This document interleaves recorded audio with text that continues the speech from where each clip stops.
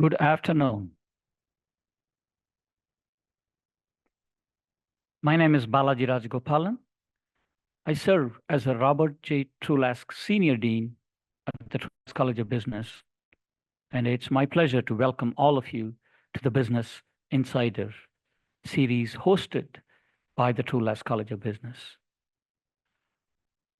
We are delighted that many of you have joined us for what I believe will be an outstanding group of panelists that we have here featured this afternoon.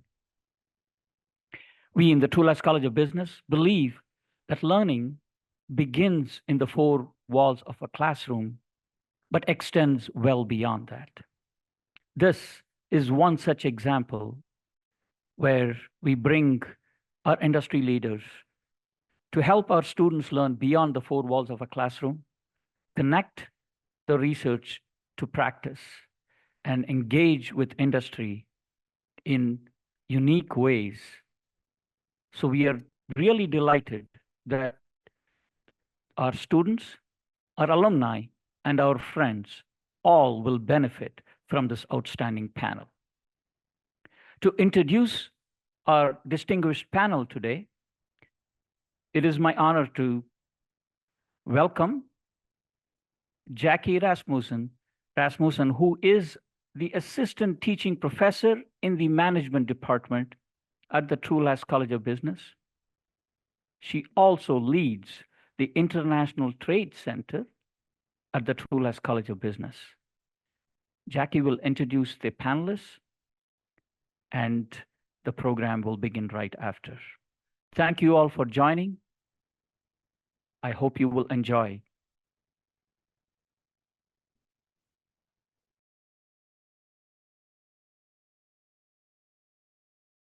Thank you very much, Dean Rajagopalan. Very appreciative of your hosting of this event and for the welcome extended. I echo your thoughts as far as pleasure at having this opportunity to share some information about the International Trade Center and to have such distinguished panelists joining us. Also, at this time, I'd like to share an introduction or provide opportunity to share an introduction to my colleague, Krista Heinrich.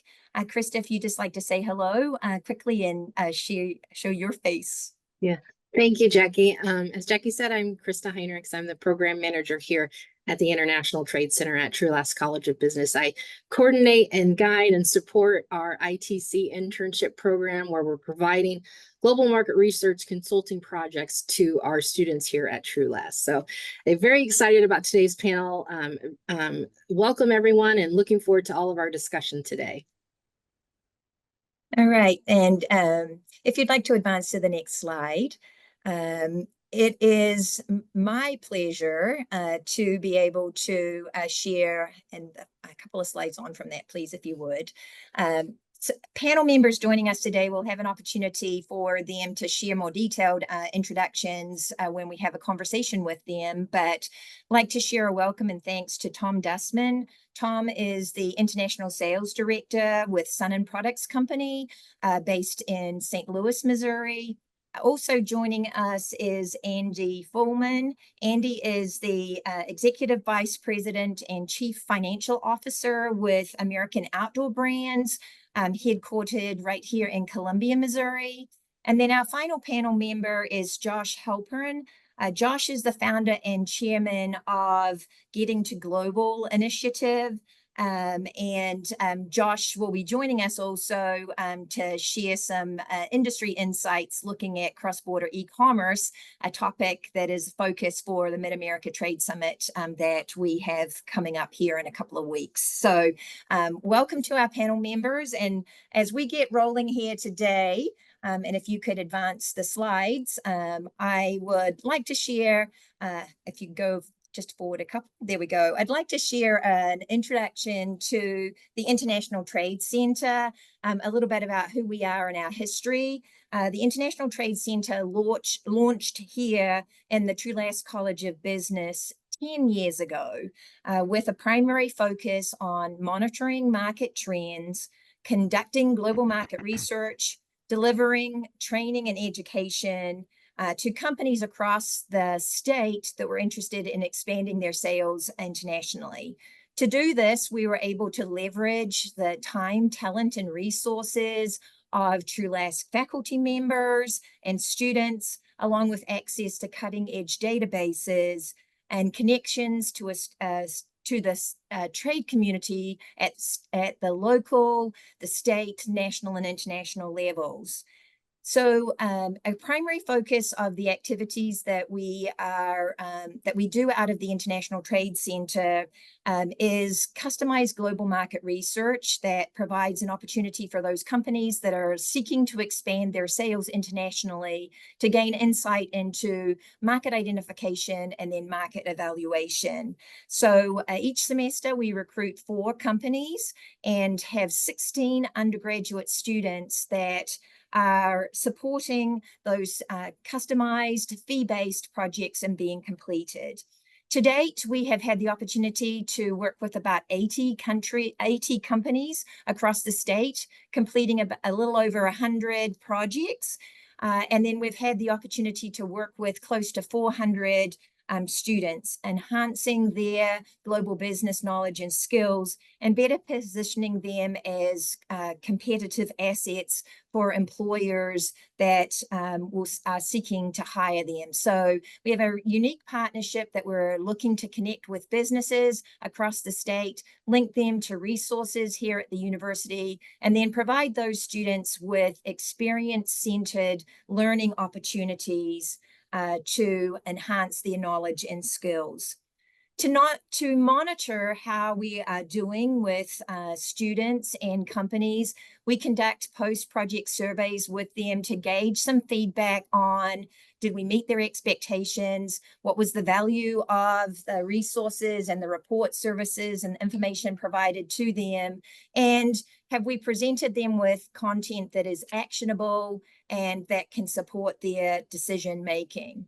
Additionally, we survey those companies on an annual basis, seeking to capture more longitudinal impact data, taking a look at what actions have they taken, new markets entered, business contacts made, new export sales generated, seeking to establish some of the societal impacts associated with the work that we are doing.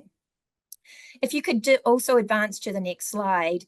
One of the additional activities and focuses of the International Trade Center, once again linking research to practice, is to deliver professional development opportunities targeted at the business community and trade professionals within the trade community. So highlighting a couple of events that are annual offerings of the International Trade Center. Coming up October 2nd, we have the Mid-America Trade Summit.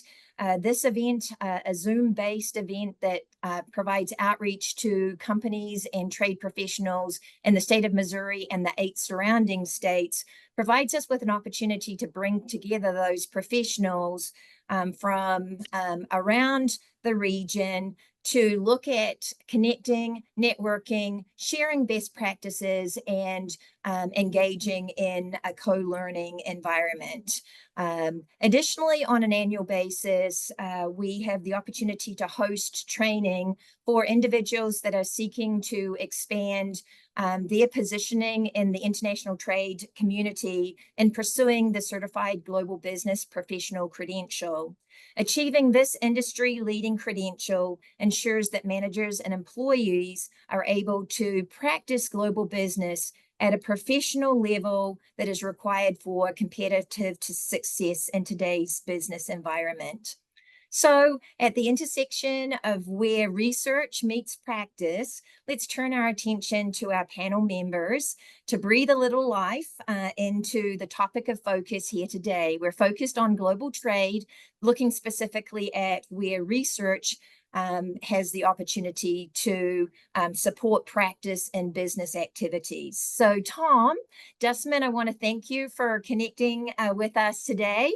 I know you're busy on the road at a trade show. We want to initially share congratulations to Sunnen, recognize that 2024 is the 100th birthday of the company, celebrating a long history of success. Also, maybe in recognition of that 100 years, Sunnen Products was recognized a recipient of the President's E-Star Award earlier this year. A kind of a premier recognition at a national level for export success. Somewhat in a record-breaking level. This is not the first E-Star Award to be received by Sunnen. It is actually the third time that they have received that recognition. So a note of significance there. Tom, at this time, I'd love to provide you with the opportunity to share a brief introduction and give us a little bit of background into who is and what does Sunnen Products do. Thank you, Jackie and Krista and Dean, and it's a pleasure to speak with you today. And Jackie, you're right. I'm at a very large international trade show in Chicago this week. And as a bit of introduction, my name is Tom Dustman. I have been with Sunnen Products Company an amazing 45 years. I head up our international sales, which includes 14 subsidiaries, 35 independent distributors, and I've been active in this role for over 25 years. And I've been very fortunate to have sat for the Certified Global Business Professional credential and have attained that, and it's been very, very helpful to me. And I have to say that it was through your guidance that really caused me to sit for that credential. And so enough about me. I'll also share with all of you, Sunnen Products Company is a global machine tool manufacturer. We are based in St. Louis, Missouri. And as I said, we have 14 subsidiaries in all corners of the globe. And our main business is precision bore finishing. Many people know that as honing. And so we typically do not put a hole in any piece of metal, but we perfect an existing hole. And examples of the products that we sell our machinery, our tools, our abrasives to would be the off-road construction industry. So every Cummins and Caterpillar diesel engine is operating with diesel fuel injectors that have been honed by Sunnen Products Company. Likewise, in lawn and garden equipment, the steel chainsaws, the Husqvarna chainsaws and string trimmers. A large variety of markets are served by Sunnen, including the medical device, other machinery, light trucks, automobiles, internal combustion engines, connecting rods. Any large vehicle would typically have had some components honed on it by Sunnen equipment. We've been in business, as Jackie indicated, for 100 years. And again, we're very, very proud of having received the E-Star Award on 3 occasions. And most recently, and I believe with some assistance from Jackie and Krista, our growth over the last 4 years has been an amazing 40%, which we attribute to having access to global data that has been beneficial to our organization as we move forward and grow our international trade. So Jackie, again, thank you very much, and look forward to helping on some of these questions.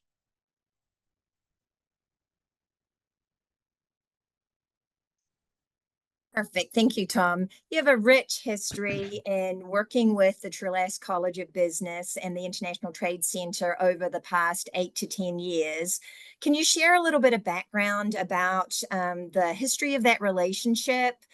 Interested in kind of the evolution of those projects over, kind of Sunnen's progression, and also to focus on the practical application that information that you have received has afforded the company. Jackie, I'd be happy to. And we have had a long history with MU and your department.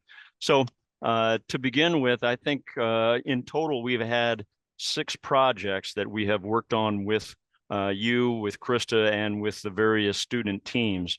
And in my view, having been directly involved in all 6 projects, they are overwhelmingly successful.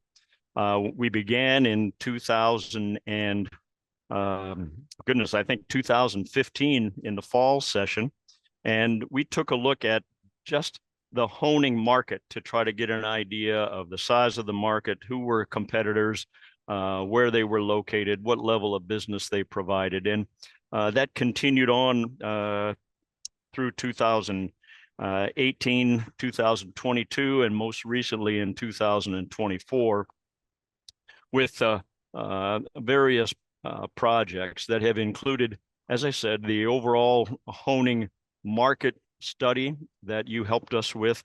And most recently, I really feel this is worthy of some commentary, we got very specific and drilled into the aerospace industry sector analysis, which included a global view with the help of the students and the research capabilities that they provided to look at a global issue of a very hot market, a growth market that is related to the aircraft industry. And so you might say, well, we all know about Boeing and we all know about Airbus, but when you drill into who are the suppliers, the tier 1, the tier 2, the tier 3, we needed to know the names of those companies. We needed to know where they were located. We needed to know what they were manufacturing on behalf of the aircraft manufacturing sector. And we needed to know some specifics of a point of contact.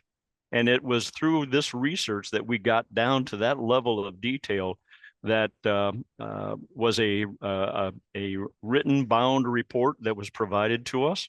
And with that report, I was able to then work with my colleagues throughout the globe and give them laser focused leads to follow and relationships to build. And so it's been, again, very, very successful. And as I pointed out in my earlier comments, over the last 4 years, we've seen a 40% growth in our business. And again, Sunnen on a global basis is $125 million in our annual turnover. And so it's been a sizable increase in our business. And we've seen that the students are well prepared. Part of what we really enjoy is Krista and Jackie will make sure that we've got a statement of work to begin with. Then that follows up with an introduction to the students and a little bit more about Sunnen. Then we've got a midterm report that comes to us to make sure that we're checking signals, if you will, and ensure that we're traveling down the path that would be beneficial to Sunnen. And then the final report is just exceptional. I can't say enough about the value of the report, which is an ultimate market assistance for us. And quite honestly, for a company the size of Sunnen, the subscription-based resources that MU has that we utilize are just amazing. And the fees that are associated are very affordable. We just have had the greatest of success, and I can't speak highly enough of the leadership provided by Jackie and with Krista's help. So Jackie, there you go. At least I hope that helps you, that we've had a really, really good run. We'll look forward to more. Perfect, Tom. We appreciate the relationship that has been in place, and enjoy you as a champion for our program, and appreciate the fact that you have been open and receptive to work with us. It is a two-way street in the business relationships that are developed, and the opportunities that are afforded to students to have that experience-centered learning opportunities, the hands-on experience. It's an amazing experience for them also. Well, With that, Kristen, go ahead. Just give me one more comment, Jackie. It's really interesting during the term of the study, the research, it's really interesting to see that the students are really switched on. They make questions to us, and the questions indicate to us that they're not just trying to complete a task, get a grade. They are really learning and are switched on. So to which we have to say again, thank you very much for your help. Thank you, Tom. It's always a pleasure, and we definitely look forward to the continued collaboration. Also with us today is Andy Fulmer with American Outdoor Brands. Andy, thank you for joining the conversation today. We're excited to have you part of the discussion. Would you like to do a quick self-introduction of yourself and share a little bit more information about your company, American Outdoor Brands? Yeah, thanks, Krista. So I'm Andy Fulmer. I'm the CFO of American Outdoor Brands. Prior to joining AOB, I was the Vice President of Finance at Smith & Wesson. And then prior to that, I started my career as a CPA at PricewaterhouseCoopers. AOB, we are a publicly traded company. I believe the only publicly traded company headquartered in Colombia, proudly. Our ticker symbol's AOUT. Sunnen Products has about 96 years on us. We've only been public for about 4 years when we spun off from Smith & Wesson. We're roughly about a $200 million company and 275 employees, most of which are in Colombia. We have a satellite office in Massachusetts, and then we have team members over in China. And AOB is really an innovation company. We provide products that really serve the outdoor enthusiast industry. So we have 21 brands that span multiple markets in fishing, hunting, outdoor cooking, shooting sports. So it's a really fun company to work for. Excellent. And AOB has been an excellent partner to the College of Business here, but more importantly, has been a great partner in some of our global consulting projects. So Andy, as AOB seeks to kind of expand its global footprint, how has working with the International Trade Center supported those objectives? Yeah, it's a great question. I'm going to echo a lot of Tom's comments. We've had nothing but successful projects with the ITC. We've done 3 projects total, where the teams at the ITC helped us in 3 categories, kind of fishing and camping, hunting and shooting sports, and the third one was on land management. So those projects were really key in helping us, because we're really kind of just starting our international journey here. It represents only about 5% of our total revenue right now. And it's just a tremendous opportunity for us, and we're hoping to grow that in the future. So those projects helped us prioritize where to go, really focusing on where were the biggest markets globally in those 3 projects, and also focusing on who to go after, showing us who were the major players in each one of those markets that they were recommending we go to in those biggest markets. Who to go after, who are the retailers, who are the big distributors, and who are those real main players. And like Tom said, I'm going to echo those comments. Those 3 projects were really successful, and overall really exceeded our expectations going in. Excellent. Well, we always appreciate your company's engagement with our ITC interns. Speaking of employee attraction, retention, it's a key ingredient to any company's success. Can you share with us a little bit about your experience regarding student engagement and talent pipeline development related activities that have resulted kind of as a byproduct of AOB's engagement with the Trulaske College of Business? Yeah, so we're really proud to be the only publicly traded company headquartered in Colombia. So one of our key focus areas in recruiting is keeping talented from Mizzou from leaving Colombia. So we're focused on attracting the best talent to help us grow, and really keeping those people here in Colombia. So the ITC projects helped us gain exposure to some really talented students. I can't tell you how impressed I was with the presentations, the final presentations, not only the work product, the binders that we got with all of the information, but the presentations themselves. The students were very professional, and I thought was a really great opportunity to allow those students to really shine. I was really impressed with how polished all the groups were. We ended up hiring 2 people from those projects, one in marketing and one in e-commerce. And I'll never forget in one of the presentations, I was sitting next to our chief operating officer.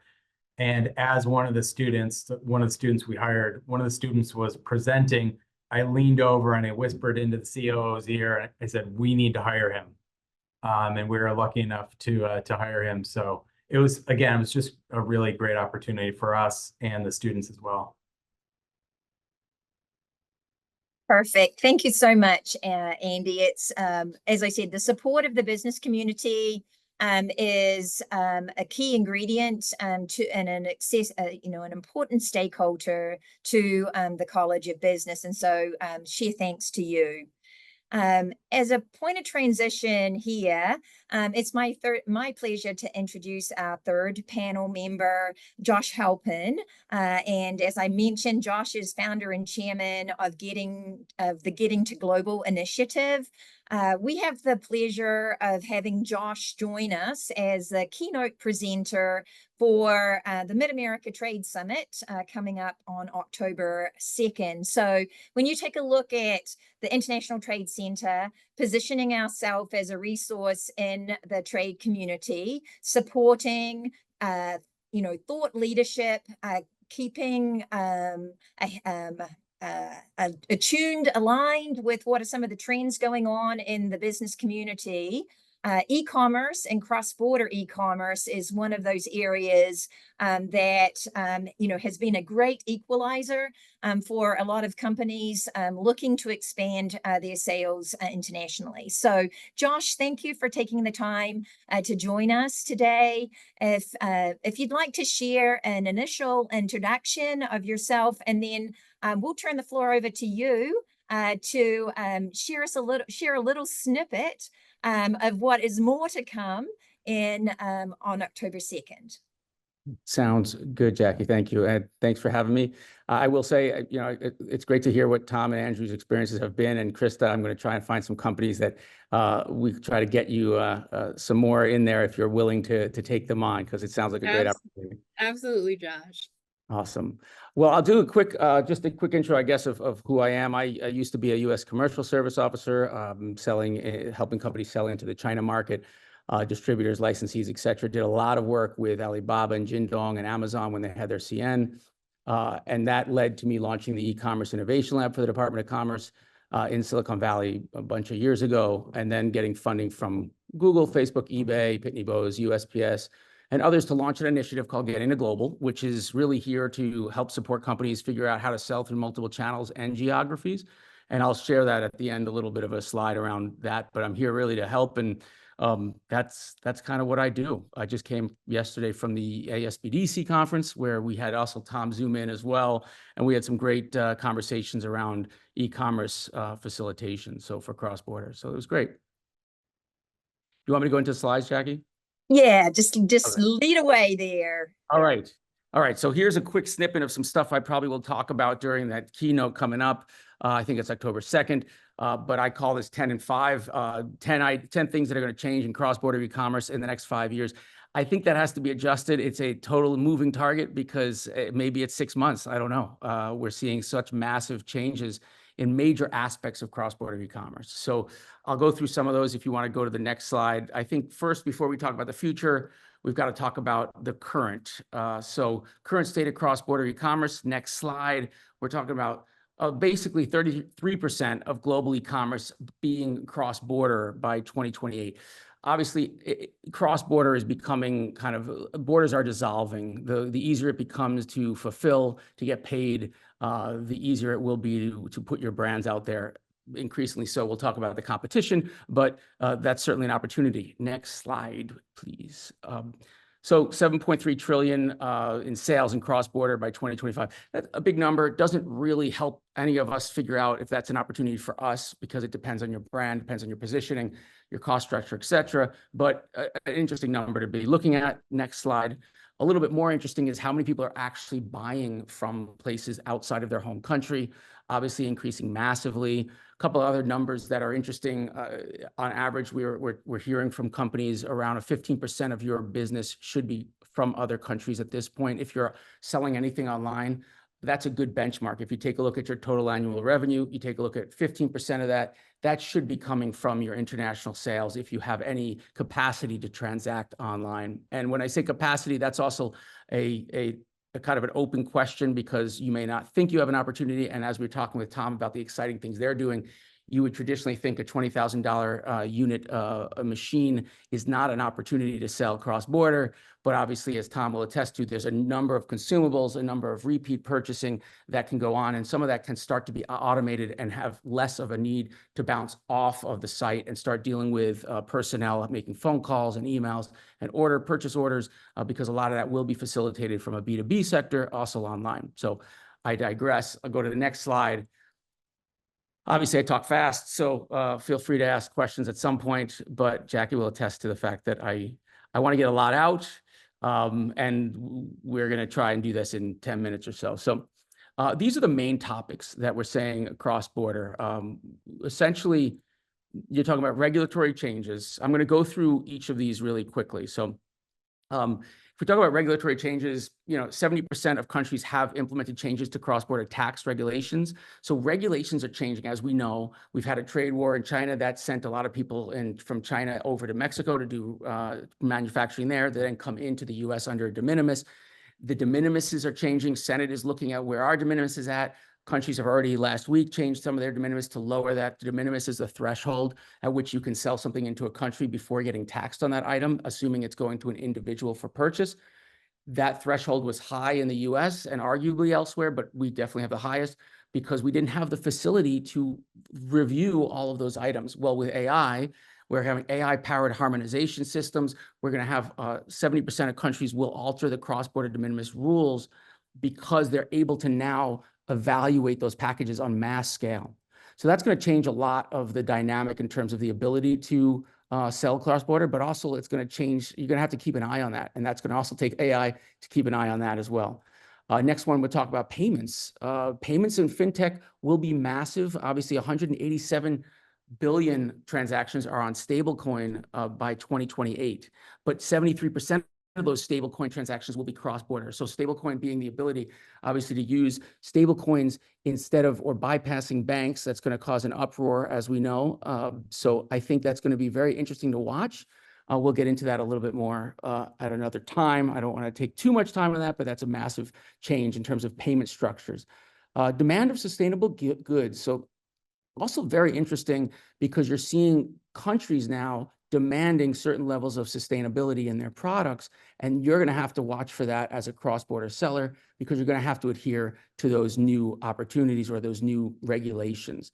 But you're also going to see that as a possibility, especially because US companies are kind of born and bred with this idea of sustainability, to really play that up vis-a-vis other competitors in the market, let's say coming out of Asia. So that's an exciting part about sustainability. We'll talk more about that another time. The future of e-commerce with Web 3.0, we all know everyone's waiting for the day that we all have a headset. I feel like it's been 20 years and we've all been talking about using headsets.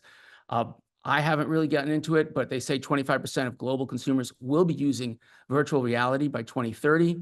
And that will be transforming really the way we buy stuff online. So that revolution is coming, but it seems like it's been coming for a while. We'll have to see how that uptick happens. Logistics and fulfillment, a major issue, probably I would say the single biggest optimization issue that's going to happen very soon. It's already happening. 88% of consumers think free shipping has the greatest impact on their purchasing. So if you're, especially cross-border, able to deliver within a certain amount of time at a certain cost and be dependable and allow for reverse logistics, meaning returns, and duty drawbacks, the ability to pay back those duties and taxes you paid as a consumer if you return the item. All these things are very complex, and they're the #1 barrier for most people wanting to buy something from thousands of miles away. but you're going to see that massively improve. 10 to 20% of the cost of goods sold are currently attributed to logistics. The number could be reduced to 6 to 8%, but with AI, blockchain, and advanced data analytics. So once you start to reduce that cost from logistics, become extremely competitive. International fraud and mitigation and compliance, of course, major issues around whether or not an overseas buyer is the person or the people that they say they are. The ability to know that and to track that is going to allow you to be more aggressive internationally. 79% of merchants believe that cross-border fraud is increasing. So that perception, whether reality or not, is there, but it's also pushing major fraud companies like Count and others to increase their ability to track a buyer's purchase habits, not just on the singular factor of their credit card use, but a number of data points that they're able to capture and use AI for. So that'll be exciting to see how we reduce that fraud, but it's a constant cat and mouse game in terms of fraudulent actors. Next one, hyper localized manufacturing and hyper global consumption. So I'm already seeing this. A lot of companies that we speak to are diversifying their supply chain. COVID accelerated that, but they're coming back to the US or coming to Latin America. They're doing smaller batches, being more customized. And I'll talk about customization in a second, but the ability to do that on a small batch and be hyper localizing your manufacturing is great. But the hyper global consumption is exciting because you're seeing that you're going to have the ability to track and engage with your tribe overseas with social commerce and other channels. So you'll be able to do a lot of really interesting things in that space. Little data point, 40% of increase in labor costs in emerging markets by 2030. So as labor costs start to increase internationally, but AI is making your manufacturing costs lower, you're going to see an equalization of those cost opportunities, and that's going to make people drive back possibly to their home countries to do manufacturing. So we'll see how that plays out. Granted, these emerging markets are also using AI, so they're also doing their own ways to reduce costs. So content localization is instantaneous. We all know ChatGPT 4. We've got Gemini. I was just at the ASBDC conference talking about Google's AI. Everyone's talking about AI, but the ability that my companies have to create marketing campaigns, localize their content, and then thinking about the ability to take a product, create images of local people in their local look and aesthetic, but using your products without having models in overseas markets. I mean, think about the possibilities of creating that feeling of your products being localized before you've even set foot in the country through AI. So very exciting stuff around content localization, channel evolution. 50% of global e-commerce will probably take place from Amazon and Alibaba. That number is staggering. I think either way, it's going to take place on marketplaces and social commerce. So the ability to penetrate markets on those platforms is going to be key, and those channels are going to become increasingly important, not just for B2C, but you're going to see that on B2B as well. And you see a lot of people talking about their products and then driving over to their site for B2B purchases. So huge channel evolution, let's say there. Websites are dead already, by the way, in China. Really, no one's going to China they're not going to websites. So if you think you're going to have a localized website in China, unless you've already got a product that really stands out, you already have traffic there, or a lot of other countries in Asia, they're now on marketplaces and social commerce for all their buying. So keep an eye on that. And then finally, customer service. So customer service, a major point of, let's say, attraction and stickiness for your customers. 20% increase in cross-border lifetime value due to customer service strategies. So the lifetime value, meaning the value of a consumer during their entire span of engagement with you, that increasingly becomes sticky, but also becomes higher amount because they're willing to take the risk because your customer service is up to date. That's obviously AI tools, but good news is 78% of customers eventually need to speak to a human. So we're not out of the kind of the game yet, but it also means a lot of room to grow. So I think you're going to see increasing opportunities to reduce that number by automating with AI.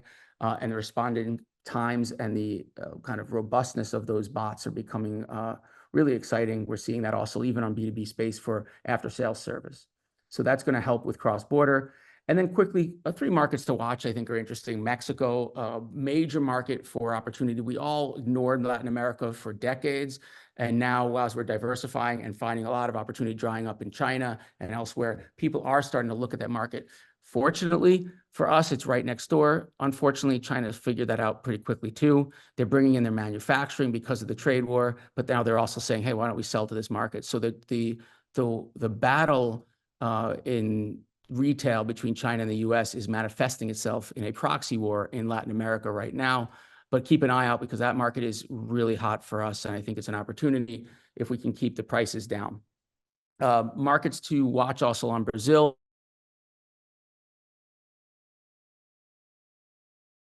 In terms of regulatory issues and customs, but as tools of kind of emerge, we might be able to penetrate that market. Yet to be seen, but a market, as I said, market to watch, not necessarily a market to go into yet. It's a nightmare. Southeast Asia, obviously huge buying. A lot of people are shifting. A lot of the consumer base. Indonesia is one of the fastest growing of the consumer bases in the world. And Southeast Asia will continue to be a growing opportunity as China's competition for mind share and market share increases. But you're also, again, going to have China's backyard. So keep that in mind. Next slide. Sorry, I haven't been saying next slide, but oh my God.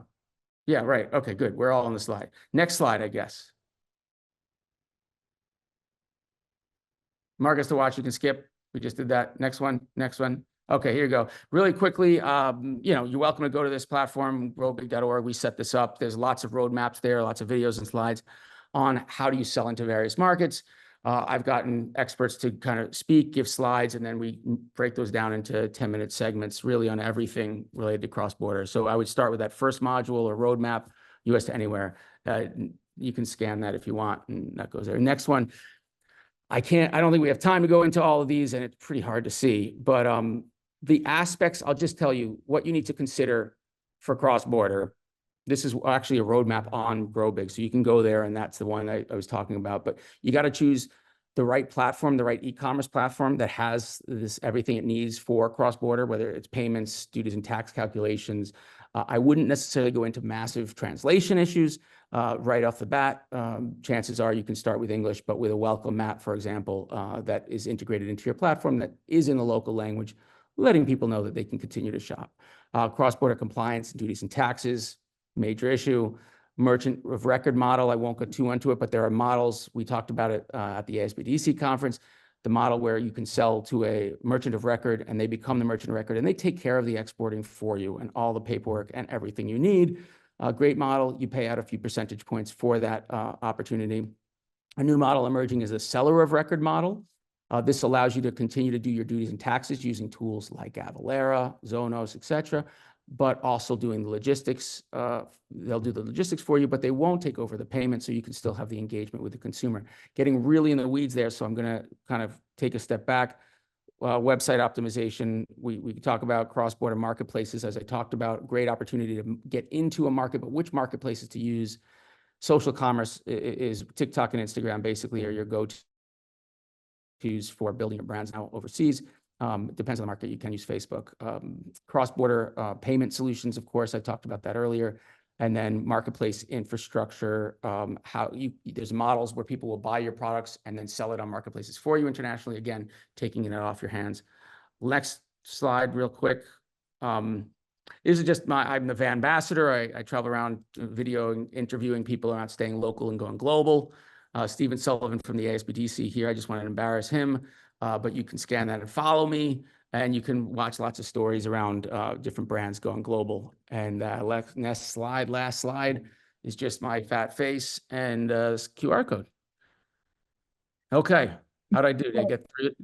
Oh, fantastic, Josh. Thank you. An encyclopedia of knowledge and information about trends in cross-border trade shared in 10 to 15 minutes. So I'm excited I'm already signed up to attend, but think what you can get out of Josh Halpern with an hour session of him at the Mid-America Trade Summit coming up October 2nd. So I do want to share encouragement. We've got some time available for questions and would love to field those from the audience. So if you have a question for Josh, for Tom, for Andy, or for Krista and I, based upon information that is shared or what we didn't have an opportunity to share, invite you to pop a question into the chat. In the interim, I'm thinking my trusty buddy here, Krista, may have a question lined up to share. Yes, I have a question for you, Josh. So we're getting more and more feedback from some of our clients where they're incorporating digital analytics as part of their overall kind of daily operations and whatnot. From an e-commerce standpoint, what would be some perhaps recommended tools or resources a company can kind of utilize to help really kind of measure their overall performance when it comes to their digital presence, e-commerce, etc.? Excellent question. So a couple of things to use, and again, may vary slightly if you're B2B and B2C, but for general response, and SimilarWeb is one that I use. We've talked about that in other sessions. SimilarWeb.com. The problem you're going to find, they have a free tool. You can plug in your URL. You see your traffic. If you don't have statistically relevant data because you don't have enough traffic, you're going to want to look at a competitor and put a competitor into that site. I always liken it to, if you're selling rock climbing gear, and you're a small company making a niche product and you want to figure out if you're available, if you're the right market for France, for example, go take Decathlon and put that in and see where their traffic's coming from. It's quite amazing that you can, in today's world, see your competitor. I mean, imagine a world you can see every single person that walks into the store and find out where they got the flyer from, how they get into that store, and that's how you can do it. So Jungle Scout, another one. Jungle Scout will analyze Amazon. Amazon's a great proxy, whether you're selling on Amazon or not. Take a look at the products there using Jungle Scout or Helium 10, another one that's a competitor to Jungle Scout. If you're looking at TikTok sales, there are a lot of issues around the data here, but FastMoss, FastMoss is a tool for scraping TikTok. There's another one called EcoTick, but I've stopped using them. The data is too lagging. Yeah, a lot of tools out there to analyze kind of what other people are doing. On your own website, of course, a Hotjar, HOTJAR, or something like that will tell people where they're going and where you're converting versus where they're dropping off. And if you see that from an international perspective, hey, these people came in from this address in overseas, but they keep dropping off at the checkout. Maybe your checkout has some barriers. Maybe you don't even have the right province in there for them in there, which you should if you're going to use a plugin like a Zonos or Globally, or if you're in Shopify, that might be the case. I don't know if too much, too little. I don't know. Perfect. Perfect. Thank you. Thank you. Andy, you don't want to put you on the spot, but as you take a look at AOB's international activities, can you share a little bit about the mix of how sales are being transacted with your customer base? Yeah, that's a great question. So historically, we've been most of our international sales have been on the shooting sports side and in Canada.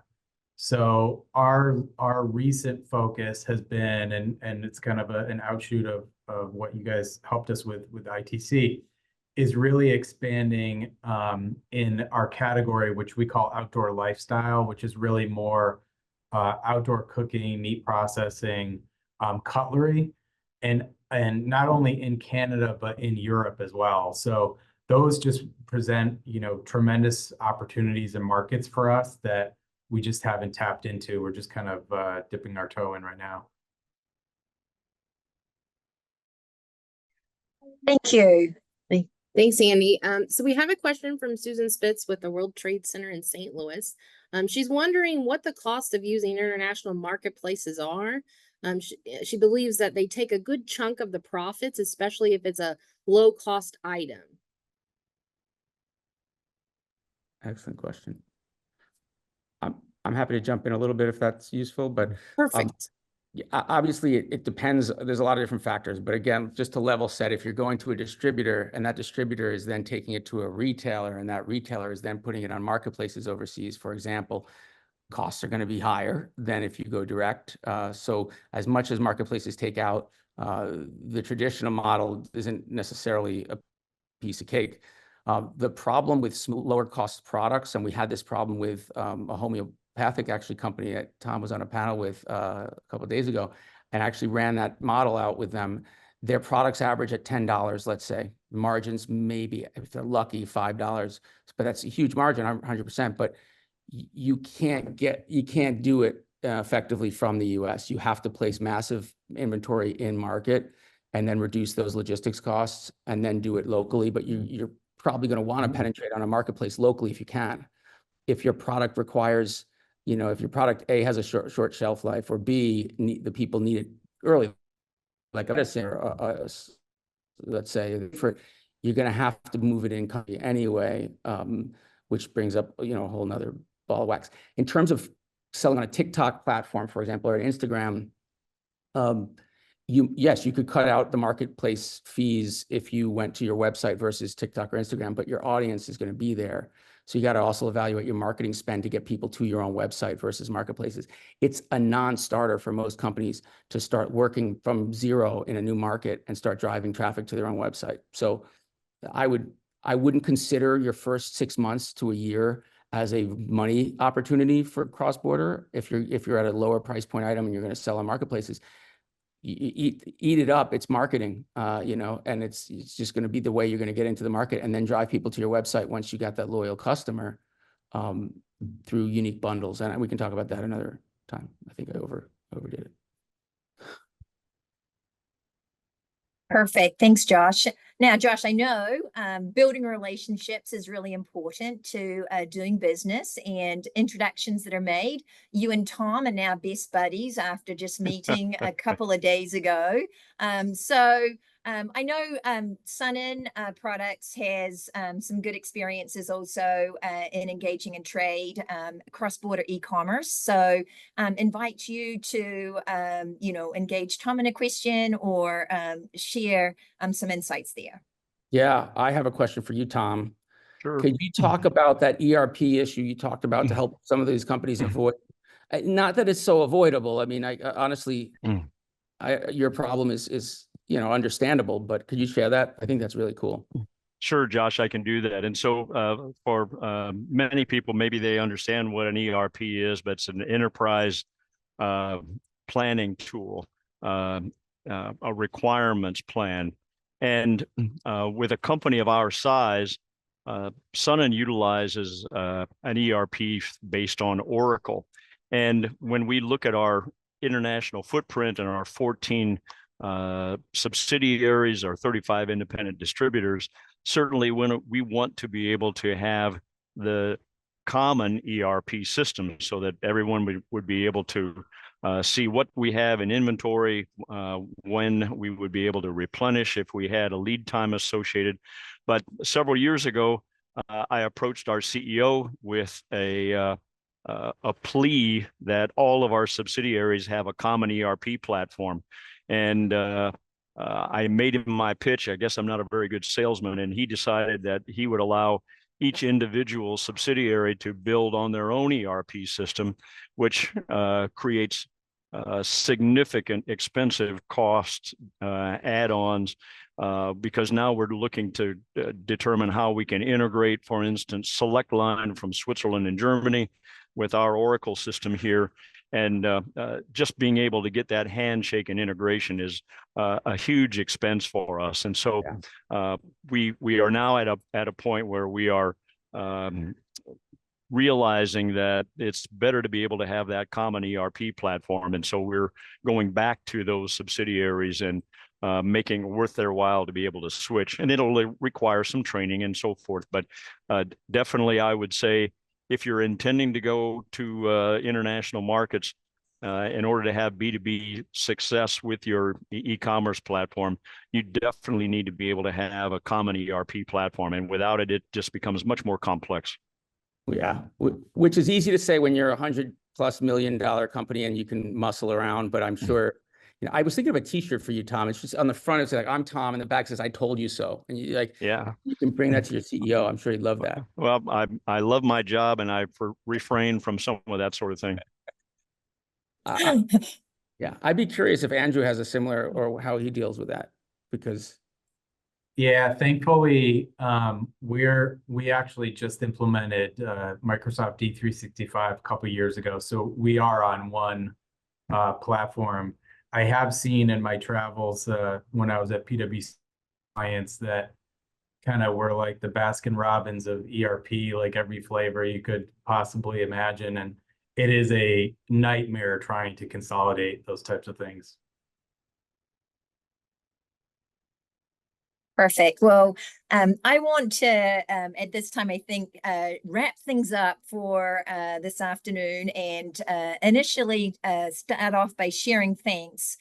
So Tom, Andy, and Josh, thank you for taking the time to join us, to share your insights, to share your experiences, and your expertise. We very much appreciate you joining us, and we appreciate the support that you provide to the International Trade Center, the Trulaske College of Business, and the University of Missouri. Much appreciated.